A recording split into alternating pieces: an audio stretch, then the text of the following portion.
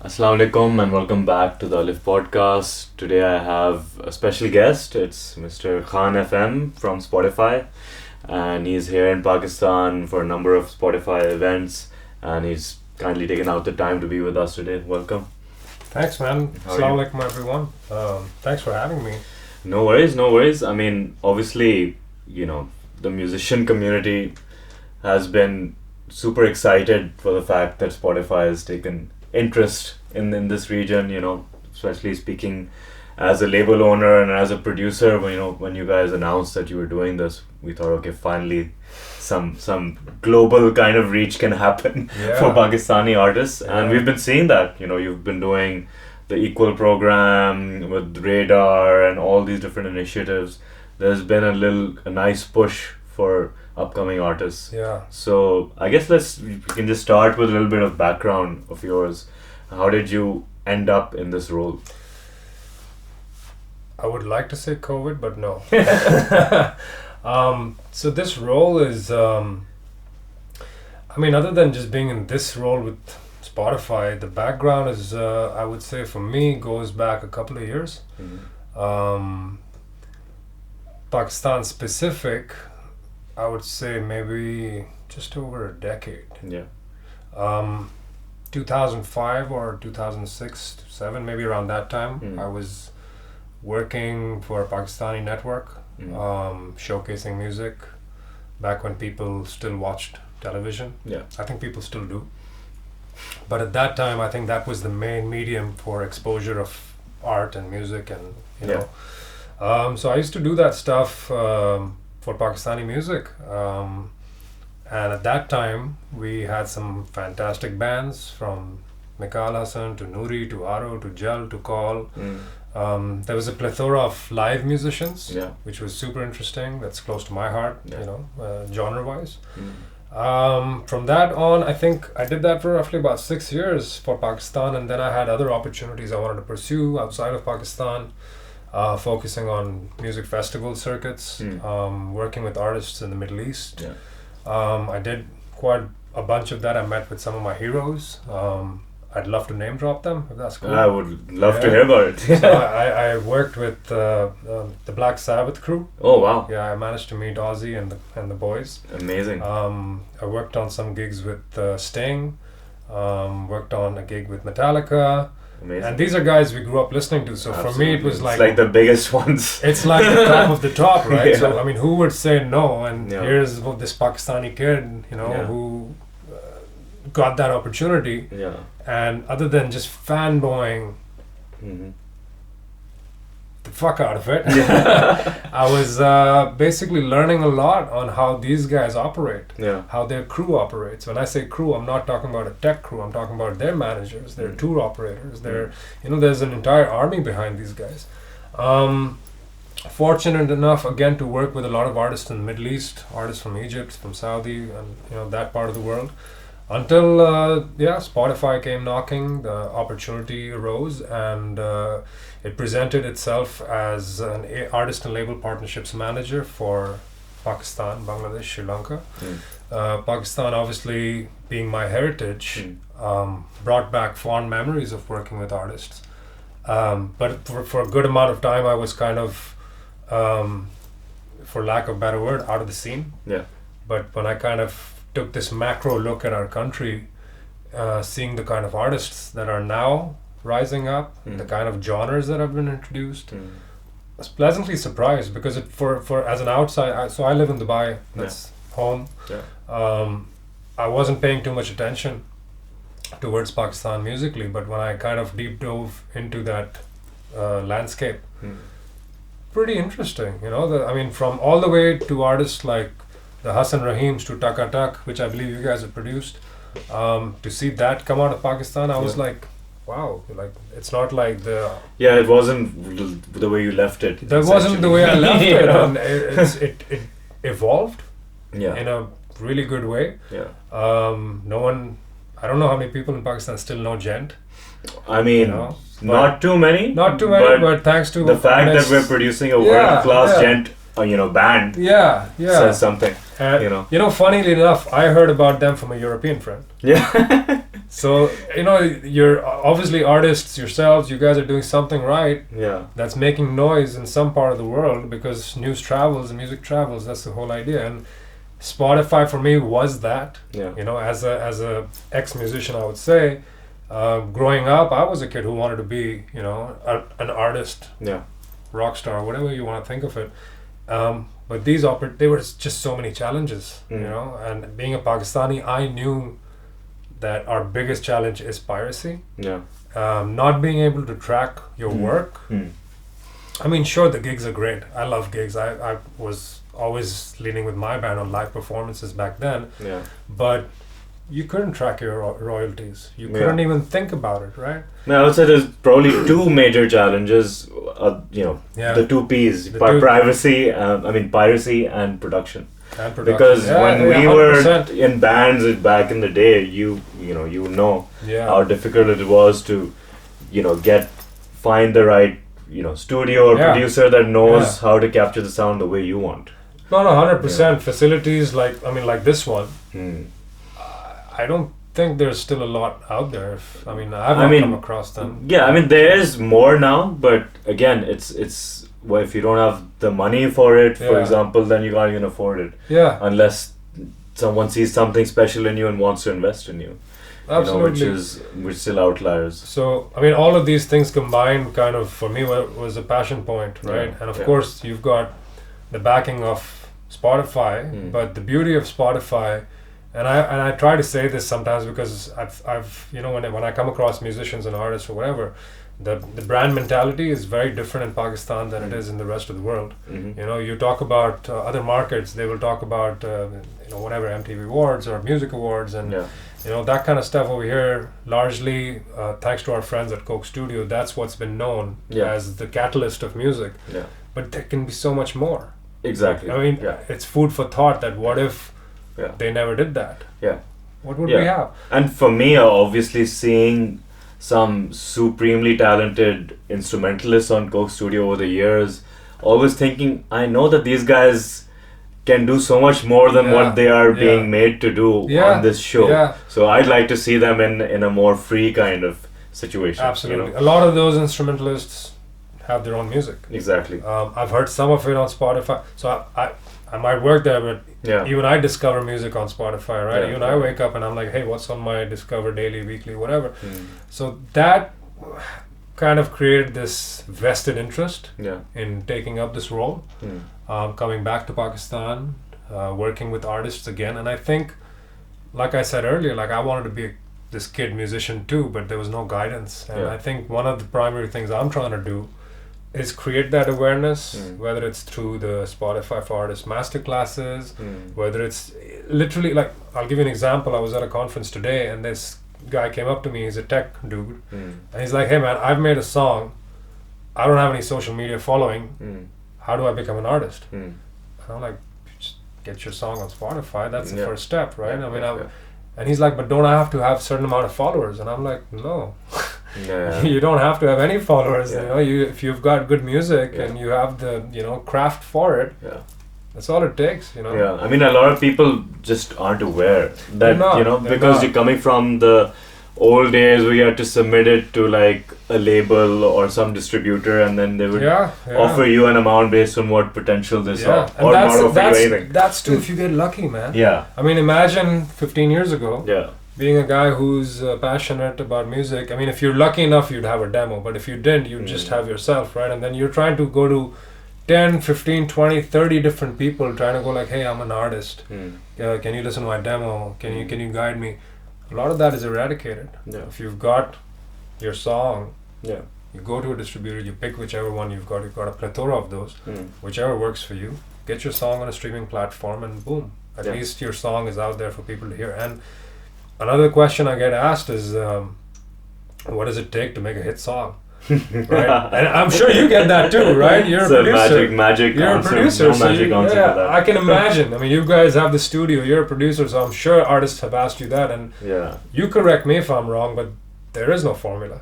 Exactly. There is no formula. As long as you're passionate and you believe in what you're doing, that's the first step.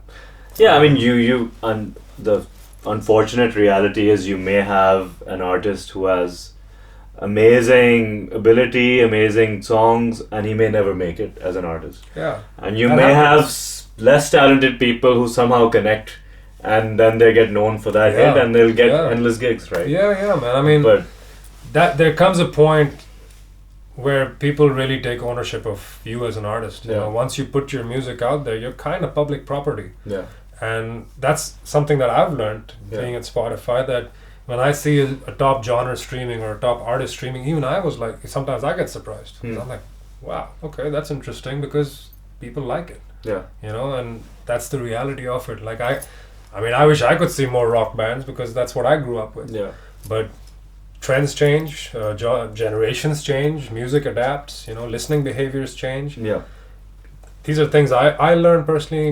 The teams at Spotify learned this, and I mean, we're trying our best to kind of represent, I don't know about other markets, but when it comes to Pakistan, we're trying to represent that culture, that, hey, just believe in what you do, you know. And now we're trying to honestly, like, take opportunities to educate the listeners that, hey, this is our responsibility to kind of showcase our talent. Like, Yeah. why wait for another country to discover them? They're right here on homeland, absolutely. you know, so that's important. Yeah, and that is a major point actually, because for a long time, and it's still true to a large extent, like, you know, like how did a band like, again, Taka Tak example, come out from here? Like, they aren't aspiring, and they never aspired to make music that would be listened to by the local people. Mainstream. You know, they've been listening to their gent bands, whether it's Yeah. Periphery, etc.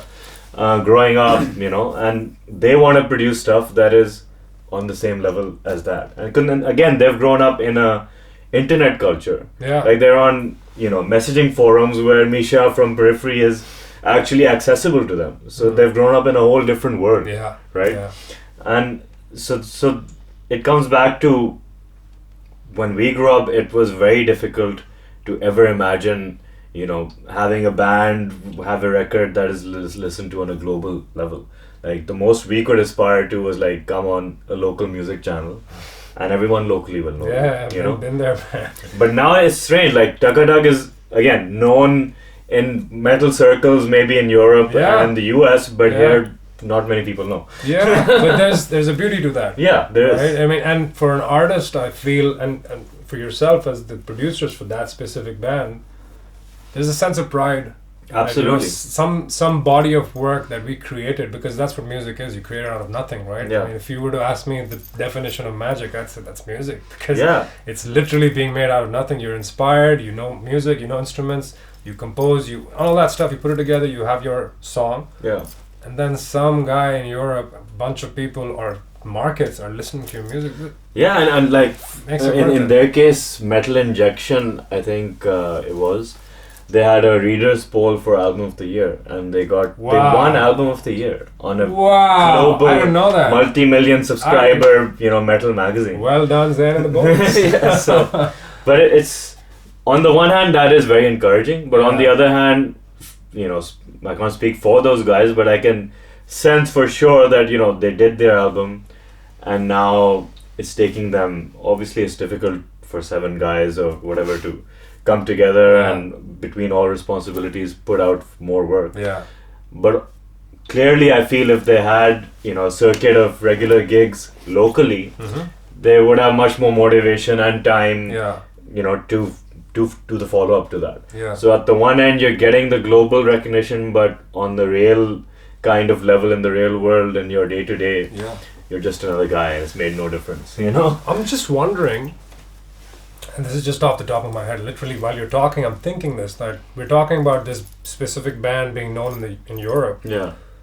I mean, I'm pretty sure, I've never had this conversation with the boys, but I'm pretty sure they can see through Spotify for Artists, this dashboard, which, Yeah, where it's being heard, and age group, like, it gets them all that data. And I'm just wondering, like, what would stop them from organizing a gig or a mini tour, Yeah, you know, yeah. of sorts? Like, It's just alignment and the effort and perhaps the money involved, I guess. yeah. But using Spotify as an example for that case, I mean, they went straight to global progressive metal Yeah. playlist, you know. That's a big deal. Like, you know, normally you would expect you'll go into Pakistani rock, go to the top, and all the algorithms go in your favor, and then you go into a global list. Yeah. But some editor listened to it and he's like, this is the shit. You know? And I mean, that's the beauty of the editorial teams that we have. Yeah. These guys honestly live, breathe, eat, sleep music. Yeah. And, you know, you think it is a fun job, but you'd think it's a fun job that you got nothing to do, but there's a large responsibility on these guys, on the curation teams, to ensure that the music is placed in the right places. And I think what you just said is a testament to that. Yeah. The reason I'm thinking gigs is because like we're trying to champion artists globally. Yeah. Right? We're trying to, through the programs, whether it's Equal, whether it's Radar, we're trying to showcase these guys on a global platform, in other markets, try to get some recognition, try to get some visibility on them. And I'm pretty sure if the guys can really put their minds together, then Europe could be a market for them. Absolutely. But just taking a step back a little towards, you know, what was or what is the thinking from a company point of view on, you know, obviously there's lots of numbers in Pakistan, Bangladesh, Sri Lanka, these markets, you know, there's lots of untapped audiences that can be subscribers to the platform, etc. But from a music producer point of view, like for example, I could be doing the same thing in England. You know, I lived there for 10 years, I'm a citizen, etc. But I specifically chose to do it here because I feel the untapped potential in terms of the actual music that is being made. You know, in the world we've heard American music, we've heard British music, we know Indian Bollywood music, we know South American music, etc. I feel like there can be a global subcategory, which, to be fair, give Coke Studio credit where it's due. They started creating that sound for Pakistan, but some of us musicians and producers feel that sound should be a lot more varied and diversified. 100%. And that's what we're working towards. Yeah. But what are some of the thoughts from the company point of view on this market? Hey, you know, we feel something different can happen from here. Or we feel like these guys can follow the global trends and be part of that. Those are two slightly different things. You know? Of course. I don't think, well, I'll start with the second point you made. I don't think our teams, so Spotify is one of those companies that has a music team working inside. Right? I mean, I'm not sure how it works with Coke Studio and other companies, but the music team largely focuses on the market they operate on, right? So for example, I'm part of that team, and I don't think I've ever looked at or spoken to an artist about, hey, this is trending, maybe you should try it. Like never, ever, right? I've always looked at our heritage and our culture for inspiration, which there's a plethora of it, man. I mean, you're talking about a country which has a population of 220 million plus, and so many subcultures, so many languages, so many ethnic styles and genres of music, right? Has Coke Studio tapped into some of them? I would say yes. There's a reason why we partnered with Coke Studio last year, became their official streaming platform. To give you an idea on numbers, I mean, I think season 12 and 13 combined were somewhere between 15 to 20 million streams. We partnered with them and for season 14, and that went over 300 million. It's a huge jump. So you're not even talking about double, you're talking about a 20, big 30 jump, times. right? And the idea for them, to be honest, in full disclosure, was that, hey, listen, you guys have done a fantastic job living your motto of being sound of the nation. I think, and we're not trying to reinvent the wheel, right? We're there as an audio platform, as a company that does music as well. How about we take that and turn it into the sound of the world? And showcase what you guys are doing and all those artists and instrumentalists and songwriters are doing on a slightly bigger, wider platform. And those numbers are a testament to that, and I think they're doing a great job. They're working on the next season, looking forward to that. But similarly, what we're doing with them, we're doing with artists. Right? When you look at a program like Radar, we pick a artist every quarter. to kind of showcase their music and their lives a little bit. We create these mini documentaries around it. We didn't want to go down the hey, let's make a song route. Yeah. That's not our business. Yeah. Nor is documentaries, but we felt that hey, that is an angle that I don't think anyone's looked at before. When I say anyone, we don't have major labels in this country. Yeah. But there's a brand culture, and I don't think any of them have done that. So those documentaries deep dive into their lives. And was Spotify doing this in other regions as well before? Or has it been how did it start? I mean, so here's how it works, right? So Radar is a global program. Yeah. Equal is a global program. With Radar, there are some markets that do documentary. There are some markets that follow a different route, like the Radar singles route. Right. Radar singles would be comparatively along the lines of Coke Studio. So they have an artist, they work on new songs and stuff like that. We took the documentary route only because we weren't in it to, hey, let's make more songs. The artists are already doing that. Yeah. That's their job, right? We wanted to showcase behind the scenes, but in a more personal way. In our culture, this is where we kind of localize the global concept, right? Yeah. We want to kind of, if you watch Manu's documentary, for example, he was one of the artists. His dad comes up and he's like, hey, I never took my son's music seriously. Now, you and I know that resonates with pretty much every kid in Pakistan, right? Like when you talk to your parents about, hey, dad, I want to become a musician, it's like, acha, theek hai, tumhe asli mein kya karna hai? What's your job going to be, right? I wanted to change that perception a little bit. So that's where those documentaries come in, so that parents can acknowledge that, you know, maybe we had it wrong. Maybe music and career, it could be a legit career choice. It could be a legit career. I mean, it's a multi-billion-dollar industry globally, right? There's a lot more than to just writing songs. There's a lot more people being engaged, like yourselves, like the guys filming this podcast. So Radar was kind of about engaging that creative community, right? Of course, the artist is in the forefront, but behind the scenes, you've got all these guys working to put these things together to showcase what Pakistan's all about. That's how we're kind of localizing a global concept. Radar Fest, which happened last week in Lahore, was the first Radar festival that happened globally in Pakistan. No other market has thought about it. They've done their own versions of these, maybe like listening session or maybe like a slightly smaller version of an event, Radar Showcase and so on. No one did a festival. So why don't you tell us a little more about Radar? You mentioned it's the first Radar festival globally. Yeah. And you had it at Lums, I believe?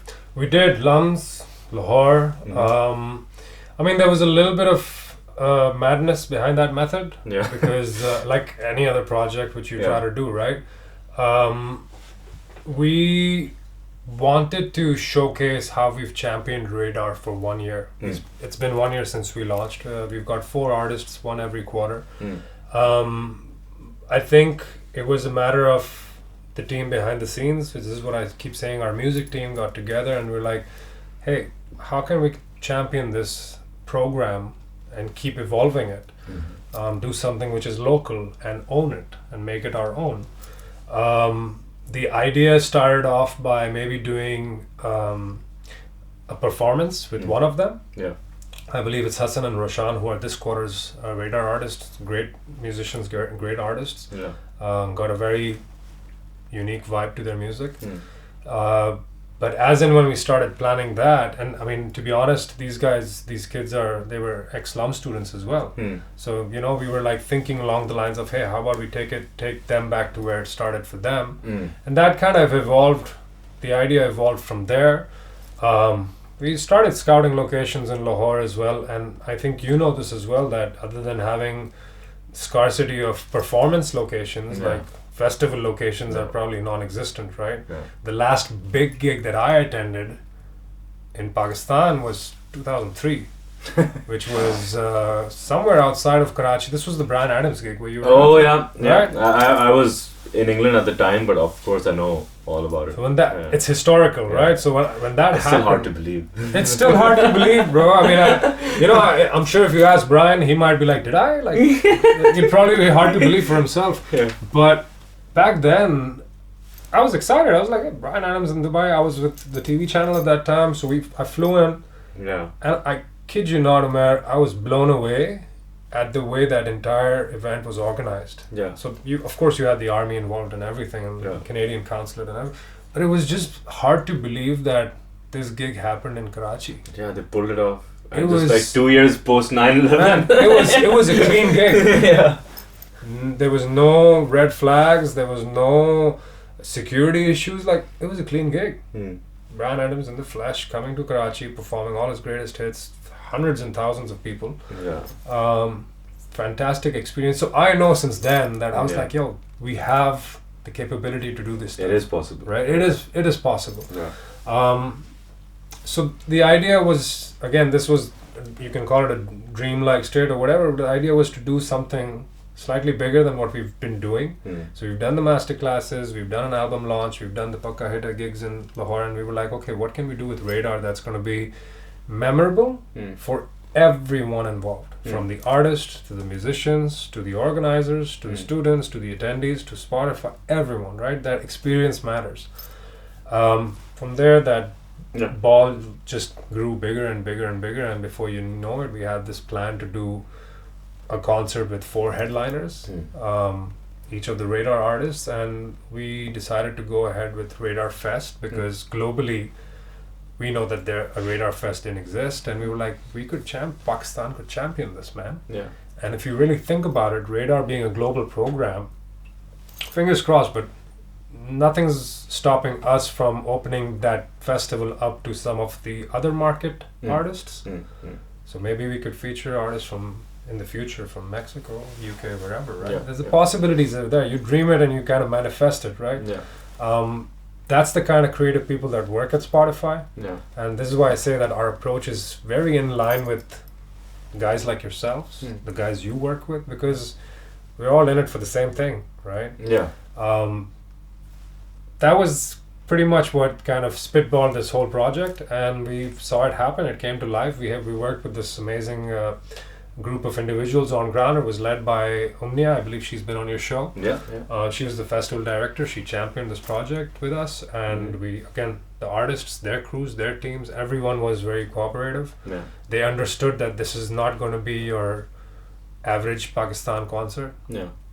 They knew that there were certain guidelines that we kind of created so that people experience something great, so that when people leave, they're like, holy fuck, like when is it going to happen again? Yeah. That's what you want. That's what you want. Yeah. Right? And hopefully 2024 would allow us to do that. Hmm. Let's see. So what is the process of selecting a Radar artist for you guys? There's no formal process. I mean, if it was up to us, man, we would try to work on as many as documentaries, with as many as artists, in all our programs. Yeah.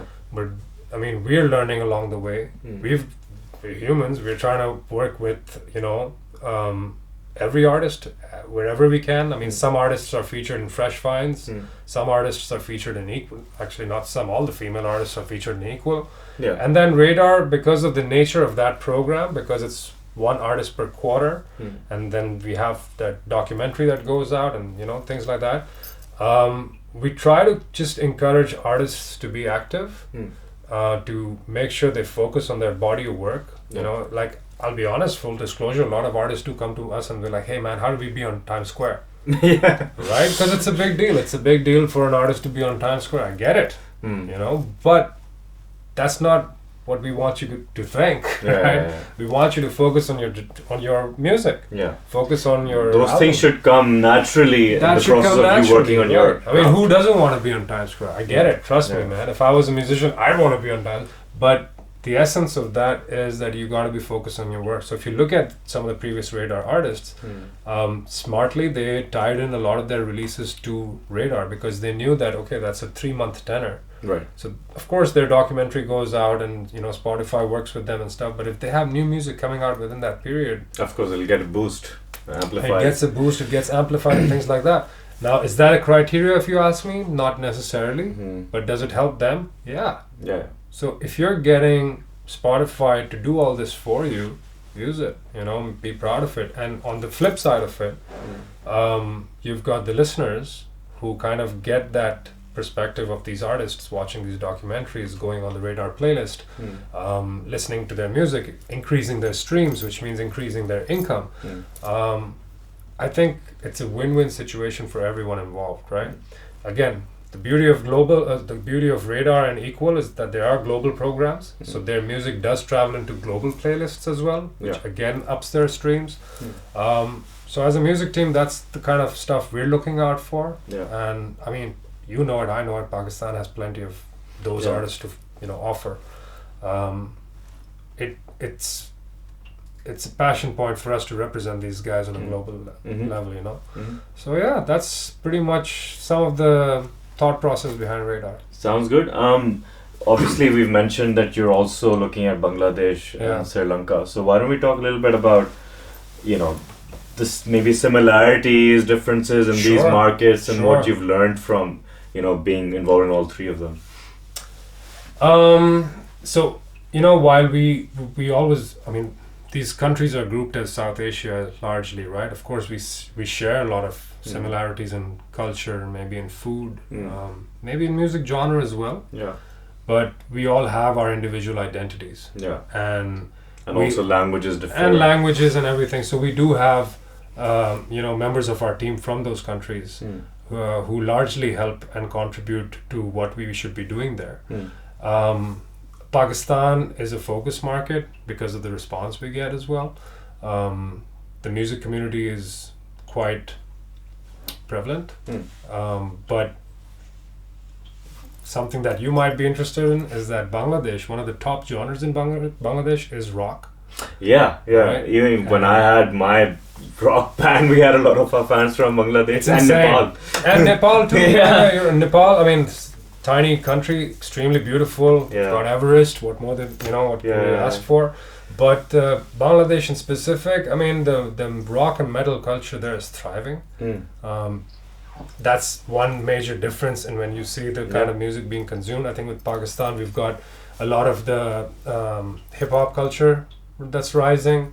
You've got Sufi music in Pakistan that gets consumed a lot, stuff like that. But in Bangladesh, you've got slightly different in listening behaviors.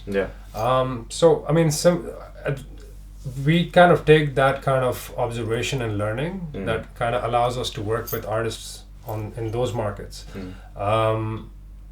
Pakistan, I think, again, because of the simplicity of languages which gets understood in larger markets like India or with the South Asian diaspora, has allowed maybe those artists to get slightly more reach. Right. So one common thread between all these markets is that we're trying to create that education/awareness model, because considering Spotify has been around for a while, 2008 it was launched, it's been around in various markets for a while, and here we just launched roughly 3 years ago.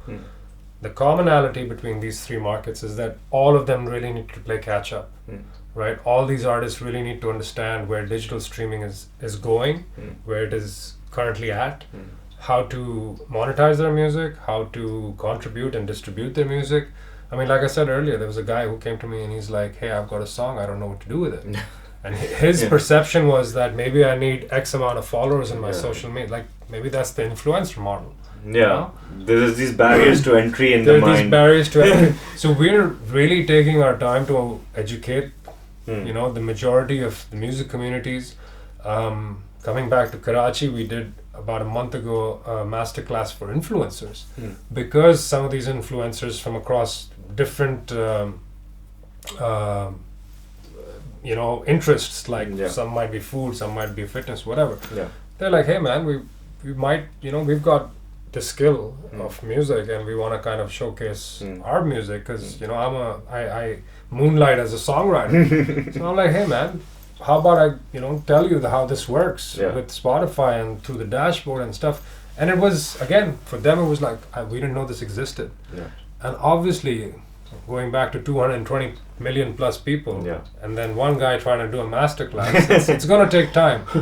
But the way I see it is that if you've got 40, 50 people attending one masterclass, then it's really their job as well to kind of share that knowledge, right? And that's what I kind of really look forward to in markets like Pakistan or Bangladesh, that slowly but steadily, people are getting the right information from the right source. And it's just a matter of time before I think music from all these countries and cultures really gets highlighted in the world. It's already happening if you think about it. Yeah. I mean, we were talking about Coke Studio numbers earlier, but then a song like Basuri charting in Hong Kong. This is absurd. It's unthinkable. I mean, okay, chalo theek hai, Pakistan mein is going to do well, India mein acha karega, and then Middle East because of the South Asian population there, but Hong Kong was a surprise to me too. Yeah. But hey, this is reality. This is organic numbers. Like you can't. And in Hong Kong, is it because there's lots of desis there, or what? You know what? I don't know. I think so my conclusion, my personal opinion would be that we've got a huge following of K-pop in Pakistan. Right. So it's one of those scenarios that maybe people just really like the music.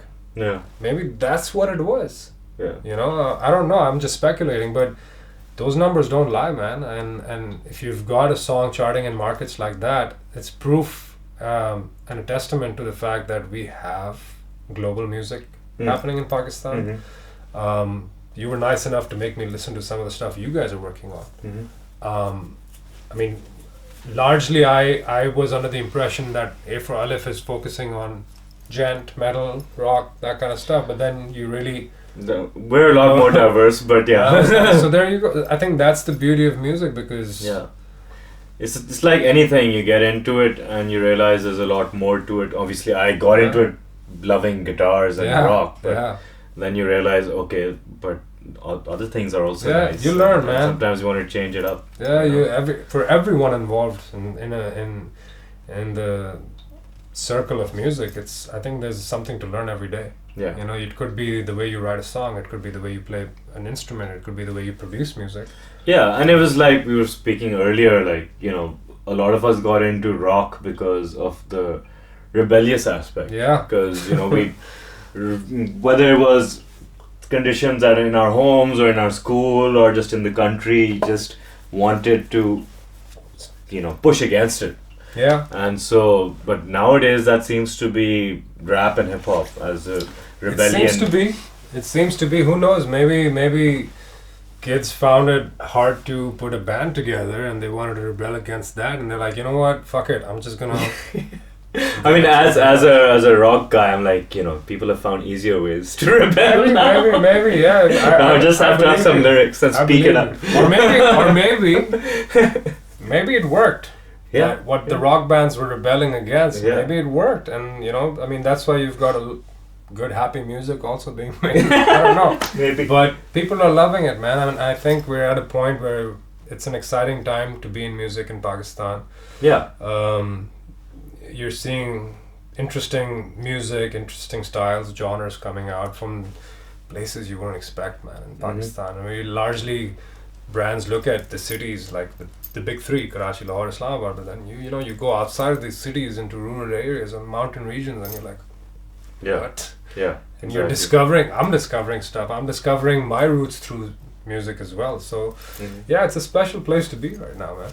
As far as the take up from purely subscribers and follow people who are actually using the app, because ultimately that's what pays everyone's bills, right? How have you found that response? Do you feel like it's been up to your expectations, or you feel like there's more education to be done to let people understand that they can stream music and it's actually legal and it's the right way to do it, as opposed to just downloading bootlegs on YouTube?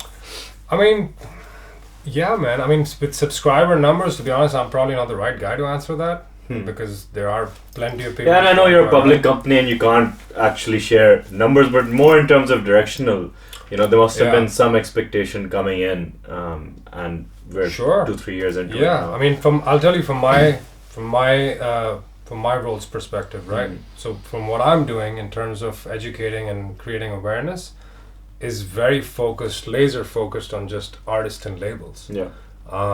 We're a market where majors didn't exist. Yeah, but Sony's just coming. Sony's just coming now. Yeah. And I think you were there when I did the first Karachi Masterclass, right? And I vaguely remember talking along the lines of, yaar, abhi Spotify hai, it's just a matter of time before the bigger labels show up. Yeah. Because now it's not just artists getting visibility on their work, but even when we do something like Wrapped every year, even listeners, the labels, they're watching these numbers. Like you said, we're a public listed company, so we have that full disclosure. So now the major labels are like, okay, wow, this is what's...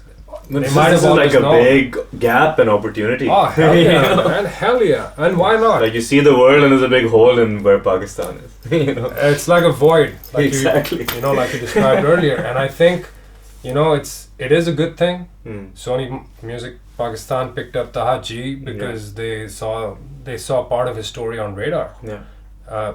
Which again, you know. And by the way, all of his first 10, 15 tracks were recorded here.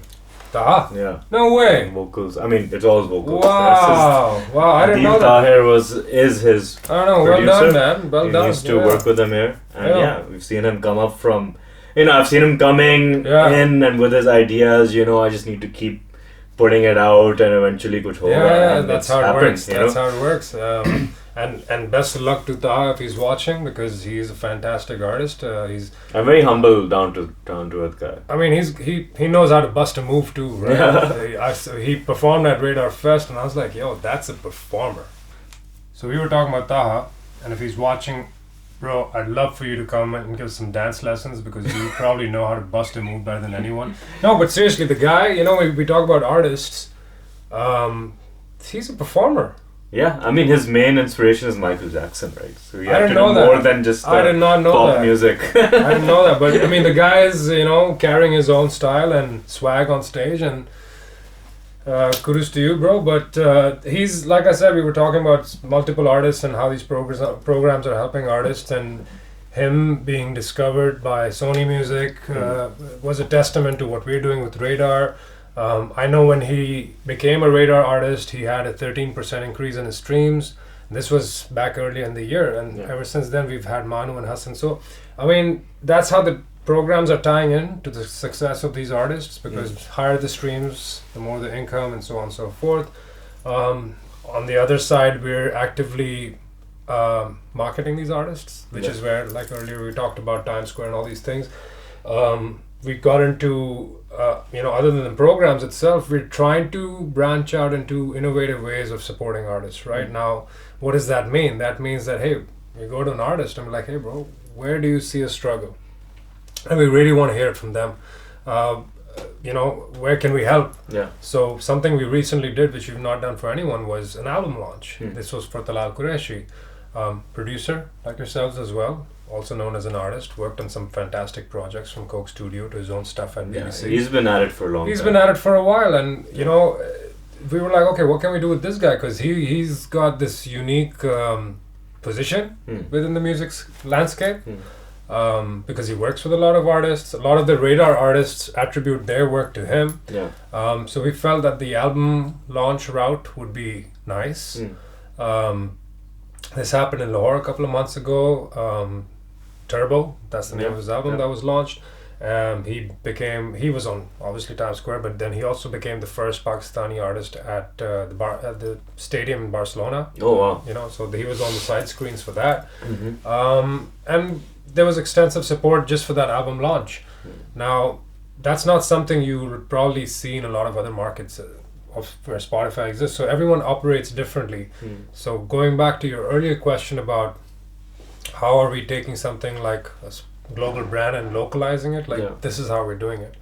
There's multiple people behind it. There's a huge thought process behind it. It's not just Spotify alone. We're working with the artist, their teams, and eventually, man, the fans play a role too, right? Absolutely. So yeah, that's how it's going back, contributing to the music landscape and artists. We were talking a bit offline about you know, working with labels. So as far as obviously Pakistan, over the last several years has not really had many labels.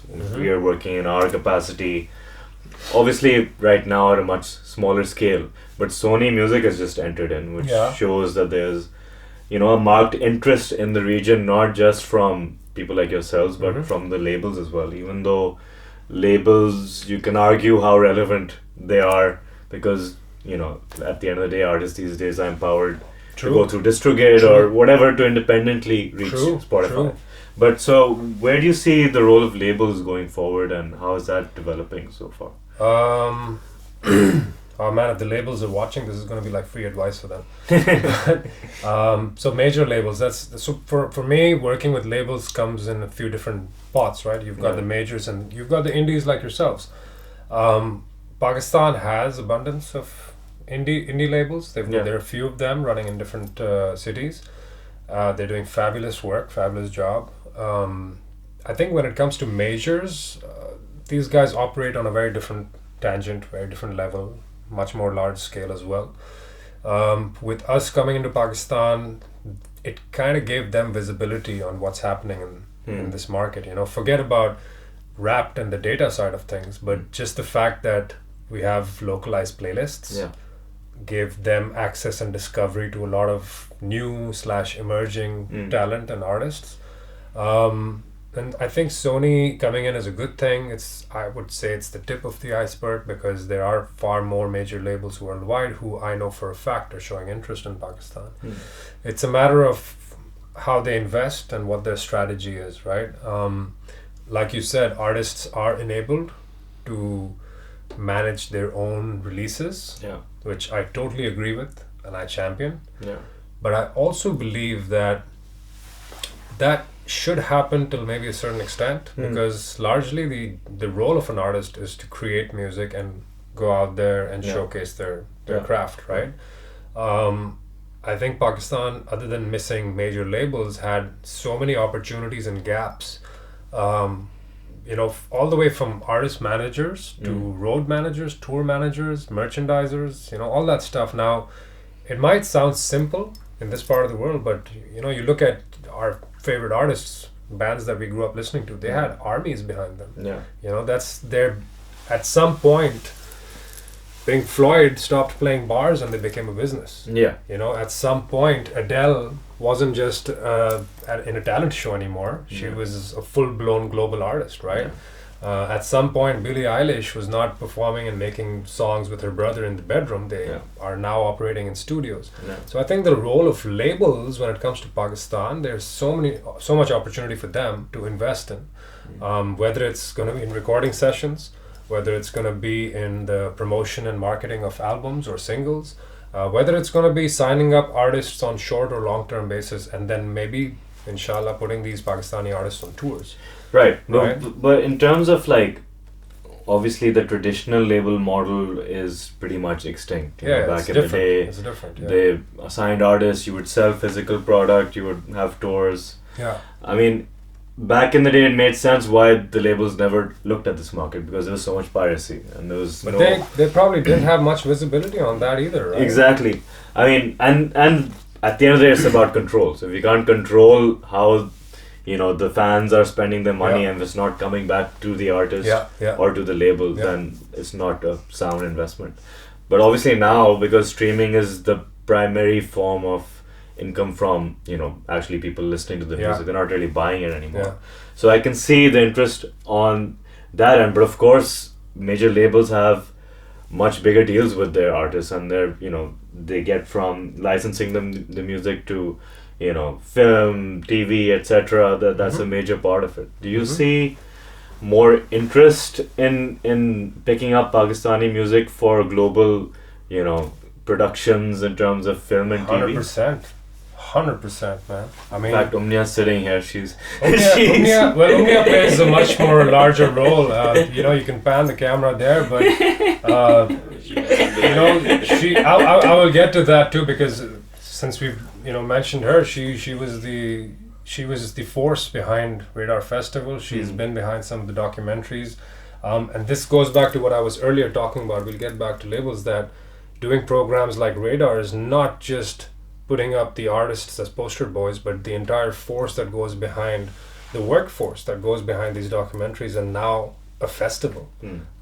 When the year started, I didn't think about a festival in January or February. I was just like, this is what we gotta do. This is the artists we're shortlisting. This is the kind of documentary we should go with, kind of thing. And then put the creative control in the hands of, people like Omnia and the artists, so that they can showcase their stories and craft.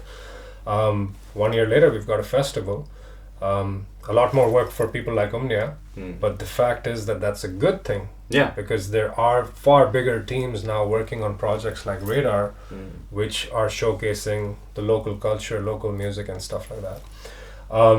I mean, who's to say that maybe the next Radar artist or a Radar artist 1 year from now is represented by an indie label like yourselves? It's possible. Who's to say that more Radar artists or artists from other programs get signed by these upcoming major labels that are investing in Pakistan? Yeah. Taha is just one example, right? Yeah. I mean, that's the goal. And when we talk about how these labels can really invest, I mean, that's totally up to the discussion between them and an artist, right? Yeah. Of course, we can help kind of guide an artist because Pakistan has largely missed out on that. When you say back in the day, Yeah. that back in the day never really came for Pakistan. Yeah, that's true. When you really think about it, right? Yeah, It yeah. never really came. Those labels never were here. Those artists Yeah. were never being picked up or signed up. Yeah. Maybe there was a time period where local labels were being formed. Yeah, but the by- most any local artist used to get was like a one and done, one time album deal. Here's the money Yeah. up front, and then they can chapo and as many copies and sell millions, and they Yeah. won't see There's no another track penny record to either. it. You know? They couldn't track it. Yeah. I mean, how many CDs have people bought from Larab Music or Yeah, whatever exactly. back in the day? Exactly. But now it's different. Just for example, a Radar playlist, 71% of it is consumed outside of Pakistan. This was before the Radar Festival, right? I'm pretty sure that's going to bring some change. But that's another testament that, hey, a lot of this music is now reaching out to global fans. When you look at artists like Tahaji or Hassan Rashan, you know, these guys, a lot of their fan followings are based in the US or Canada or UK, where they have a larger South Asian diaspora. Equal artists like Maria have fans in Indonesia. Yeah. You know, that's something that she actually said at a conference earlier today, which again, you know, even for our people to go like, wow, man, our artists are really hustling their craft. They're really putting a lot of blood, sweat, and tears, which is true, Yeah. into music. And I think it's high time the mass population recognizes music as a legit form of career, Yeah. business, because like I said, even our heroes were at some point a bar band. Yeah. Now they're an empire. Yeah. You know, the Kiss army is legitimately, bands like Kiss live off merch till date. So Yeah. there's so much in the music industry that you can capitalize on and you can get creative with. The drive needs to be there. Absolutely. And things like that. The right people need to be there. So As far as Spotify is, I know, I mean, this is far beyond what your role is personally, but like there is a feeling and a lot of bad press sometimes as far as Spotify's relationship with major labels as opposed to indies. So to get, you know, more preferential rates or whatever, or more featuring of those artists in playlists. Yeah. And do you see that as being true, first of all? I mean, obviously to some extent labels have more say because they have more resource. yeah, I mean, But what is your words to like the independent artists that are concerned about things like this, that maybe they'll get, you know, not noticed under the sea of label stuff if labels start coming in? I'd say look at where we are, man. We have a playing ground, which is Pakistan, where those labels haven't really. Yeah, I mean, so ventured far into, we've right? made what So we we have can- without them. Yeah, so far we've managed this far without them. I'm sure every market has its own challenges, Yeah. so I'm not going to speak on their behalf. Mm-hmm. But if you ask me personally about Pakistan, I mean, you're an independent label. And I know that we've been in touch a few times about some of the new releases you guys have had. Mm-hmm. This is the same approach I would have with the likes of Sony Music Pakistan. This is the same approach I would have with any major label. At the end of the day, our agenda at Spotify is to make sure that the artists get heard by the listeners, right? It's not about, I don't see myself ever telling a major label for a deal for extra promotion or anything like that. For 3 years in Pakistan, we've been working directly with artists. So Pakistan has largely an independent landscape in music, right? It gets probably challenging when an artist calls me at 3 a.m. Don't do that, guys. I mean, I love you all and everything, and we will strategize new releases as best as we can. Yeah. Work ethic is important to me. Mental health is important to me. But no, going back to independent artists, our country largely, like you said, has made it on its own with music, and I think Spotify now plays a bit of a role in that music getting amplified globally. So I do encourage artists to use the platform, use the tools available to it, use the data which is on Spotify for artists, because I mean, an artist like Hassan Rahim recently toured the UK, and I know for a fact that the awareness that we were able to share with him on that data played a role in him reaching out to promoters and organizers and setting up those tour dates. That's just one example. Yeah, and that's a great practical way to use that data and get into your stats, Bingo, right?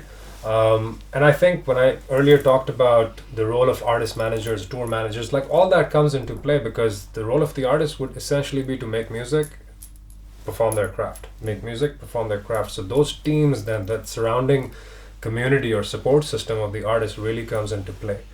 Now, whether that is a circle of friends, or if it's an indie label, or if it's a major label, that decision wholly solely lies with the artist. There are times when an artist reaches out and says, hey man, a major label approached me, what do I do? Honestly, I mean, what's good for you? Yeah. You're the artist, not me, not any executive, not any brand. Yeah. This is a decision which is wholly solely with you. Yes, does it feel largely responsible? It is. That's your career choice. And this is normal practice, man. I mean, at the end of the day, no one can guarantee where a viral song is coming from. Oh yeah. There's a band unless you're Max Martin. Unless you're Max Martin, but Max Martin is in some Pakistan. crystal ball. I mean, even Max Martin has questionable. Yeah, I mean, I'm sure among the 10 hits, there's also a lot of non-hits. So yeah, I mean, the way an artist approaches on their releases. I mean, Manu, Radar artist number 3, I believe, had about 200+% increase in his streams. Why? Because he strategized it. He had a collaborative song come out featuring artists like Shay Gill, Abdullah Siddiqui, Ali Sethi. It was good timing. It worked well for him. So similarly, if artists, when they are, we tell them that, hey man, this program is there for you, use it to your advantage. If you have a release coming out, it's going to help. It's you're going to be highlighted as a radar artist or an equal artist. And I think if labels have their own unique approach and strategy, that's going to do good. Yeah. The bottom line of that is something I said earlier today in a conference, is that we're really in this together. Yes, were there people back in the day, the wrong people in the wrong positions that might have taken, wrong decisions and created corrupt environments to work in? Yeah. It's Pakistan. It's no secret, right? Yeah. But we're at a point today where you have transparency in your data. You have good people to work with. You've got world-class studios like yourselves over here offering the facility to artists to come and jam and create. There's a much more positive vibe within the music industry.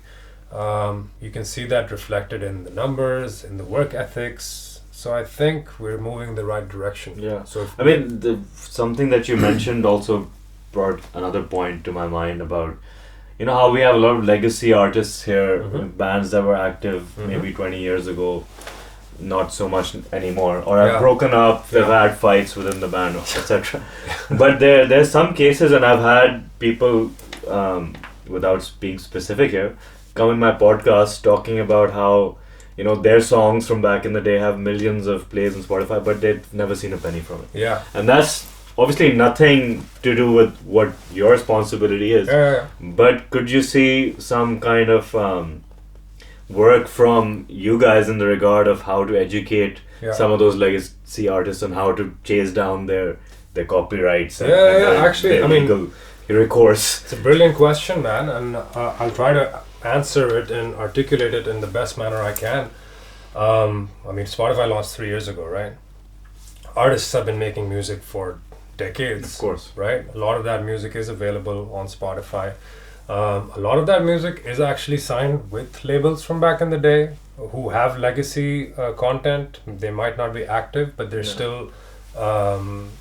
And actually, present. that's where a lot of the issue is also. Oh, yeah. Because a lot of that is signed in a way which those artists may not necessarily have been aware that that's what they were signing to, or problems of that nature. So that's, you know? I mean, that's, you just gave my answer, right? Yeah. So we do try to assist, help, guide those artists, but I mean, man, we live in a business world. Yeah. You know, music is a business. No matter how much we might turn a blind eye to it in Pakistan and call it a passion. Yes, it starts with a passion and it remains a passion for the artist, but largely it is a career, and when a career gets bigger, it becomes a business, and that's an opportunity. Yeah, and you have to know your rights and your what documents you're signing. So when Spotify says we've paid $40 billion to rights owners since we launched, to rights owners is the key word. Yeah. Right now, a rights owner could be an artist who started their own label. Yeah. It could be an independent artist signed off to an indie label. It could be a major artist signed off to a major label. That's something that's information which they have. Yeah.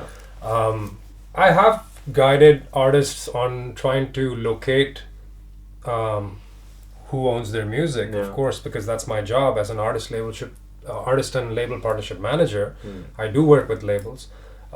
And of course, sometimes it could be like finding a needle in a haystack, but that's what we're there for. Yeah. But it is largely up to the artists to understand and, make sure they read fine prints and know what they're asking for or offering labels. And I think today labels are also very aware of that. Yeah. When you talk about labels from back in the day who were largely controlling that element in the music industry, they don't do that anymore because artists can distribute their music directly. So labels are very much aware of that. You've got a new generation of executives who are aware of that, and they are also operating along the same thought process. I think in Pakistan we are in a unique position, because by default we've been able to reach where we are musically. I'm doing my bit in educating legacy artists, new artists, emerging artists, and I think the labels will pretty much do the same thing because we live in a very digital age where you can really, everything is transparent, everything's online, and the ability to reach people that you want to work with is much faster. The thought process is faster. I mean, even the simplest example of music creation, you'll know this, as much as I'm a fan of live instruments. I used to play the guitar, right? And I look at it and I'm like, I still love it or whatever, but there are kids nowadays who can get that on a keyboard. Yeah, exactly. Right? So you adapt. Through sampling, they can do anything. They can do anything. Like some of the biggest hits in the world were made out of samples. So yeah, man, I think it's adaptability, it's learning, it's awareness. All of these things are part of the same circle. When it comes to labels, I mean, like I said, with Pakistan, labels are coming in now. Yeah. And we're in a position where artists can really go for what they want. They don't have to be in a desperate situation and offer everything they have. They can. Faisal Kabadi has with multiple labels. He chooses that because he has that awareness, he's got that knowledge, he's got that history. So I think artists can learn from that. He was at the conference earlier as well, sharing his perspective, and I think his experience as a producer of Coke Studio also taught him a lot, which he actually gave a workshop on that at some point a couple of years ago. I mean, they produced, I think, 3 or 4 seasons of Coke Studio. They did Velo Sound Station, Strings. Strings has a very interesting legacy when it comes to our country. There are not a lot of bands like Strings or bands like June that we could always look up to. So you learn from them. If there's Faisal's still around, he just dropped a song called Jadoo. He's doing well, on in playlists.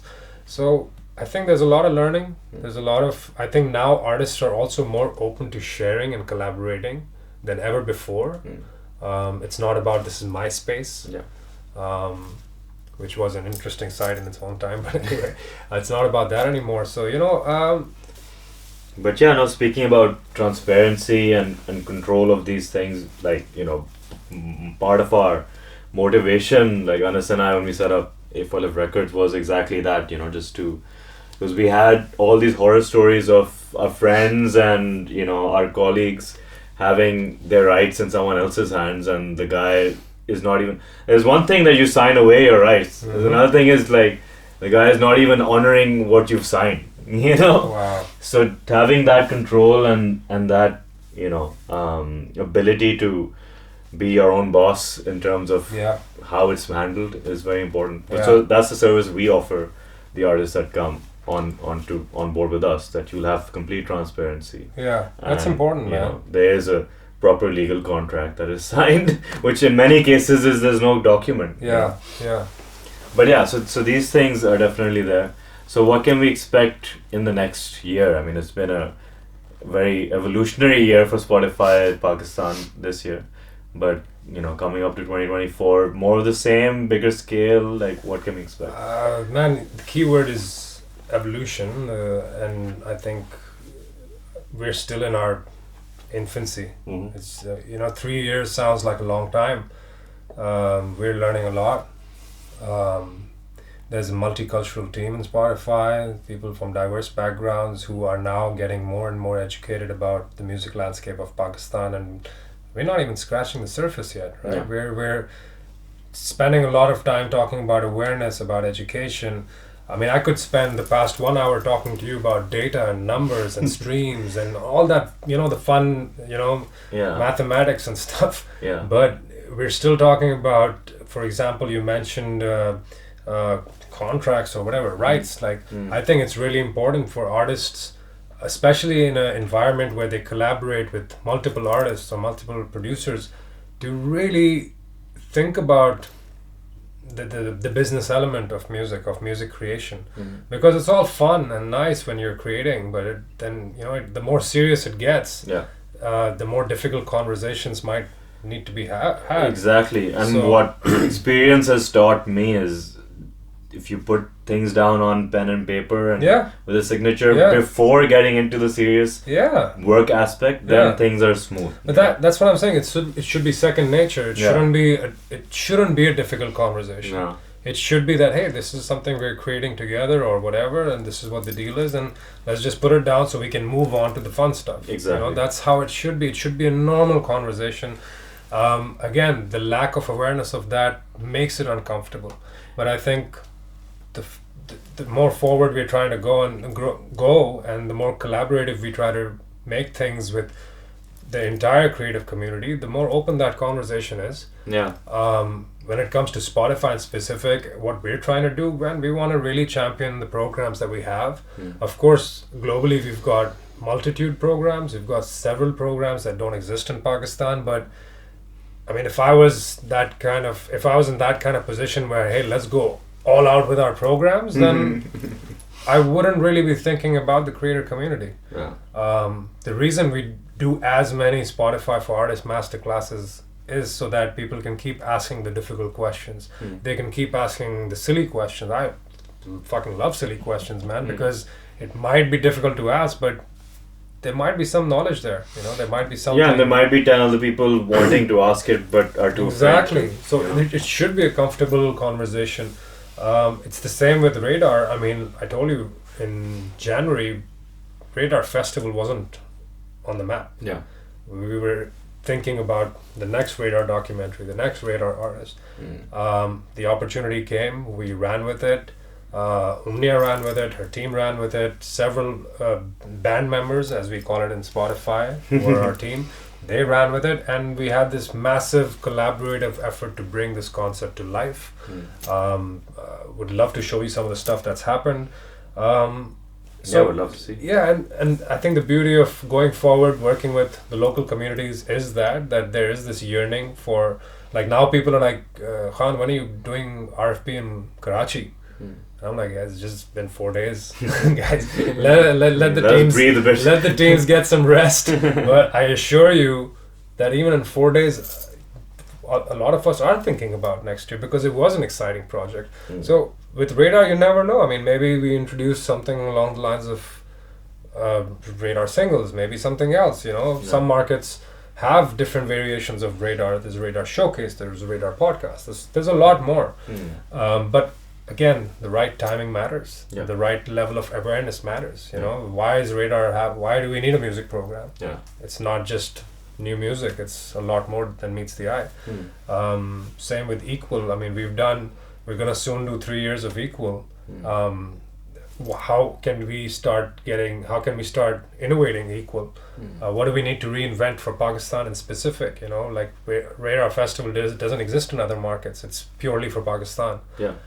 Same thing might happen with Equal. So we want to focus on what we've started. Right. You know? And Spotify is more than just a space or an app to discover music. I mean, there's people doing ebooks on there, you know, verbally recited. I've even seen like you know, plays and stuff, you know, audio plays and stuff. It's new to me.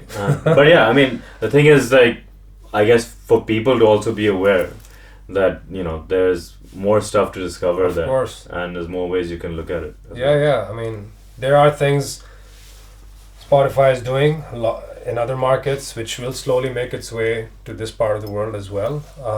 But everything takes its time. There's a lot of research that goes into it. There's a lot of strategy that's needed. There's a lot of the right people required as well. So I can tell you that there are exciting things lined up. And I'm happy to share some of them with you off camera as well, because I think being a label, indie label yourselves, there are some exciting things you guys can look forward to as well. Awesome. And I mean, like I said, you've got this beautiful facility. I'm wishing you the best of luck as well. Thank because you. I've heard some great music come out of you know, the rooms that I hear. So I think I'll leave it at that, man. I mean, 2024 seems to be an exciting year. I can't believe we're all just 2 months away. Just 2 months away. So time flies when you're doing something right, you know. So let's see, man. Thank you so much. It's been a pleasure. Thank you. It was a pleasure being here, and thanks to the crew as well. And I hope people enjoy the show. Yeah, and thanks for watching. Please drop any questions, comments. You know, if I can get an answer out of Khan, I will try. Take care.